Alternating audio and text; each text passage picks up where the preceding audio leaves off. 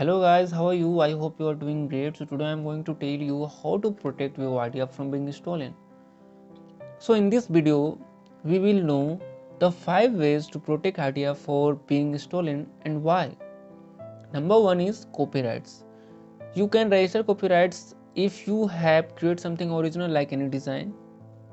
Copyrights prevents other from copying, republishing or distributing it without your permission. So that is copyrights. Number 2 is trademarks. Trademarks can be a name, word, slogan, symbol, logo design, or picture. Number 3 is patent.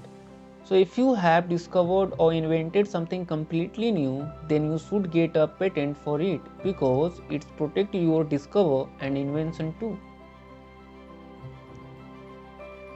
Number 4 is registered business products or domain name. So, these are all types of intellectual property. Number 5 is NDA. NDA is a non-disclosure agreement. We use it before we share an idea, plan with anyone. NDA is a legally binding agreement between two parties where one or both parties will not classify confidential information with anyone. So you can protect your idea from in these 5 ways. So next is why, which is very important. So why are we afraid the idea being stolen or copied? Why do you think that someone will succeed by stealing your idea? So let me try to tell you the truth through a true incident, and this true incident about Steve Jobs. So when Steve Jobs was 20 years old, he started an Apple from his father's garage, and after 10 years Apple company became a millions of dollars. At the same time, when Steve Jobs is 30 years old, they are fired from their own company.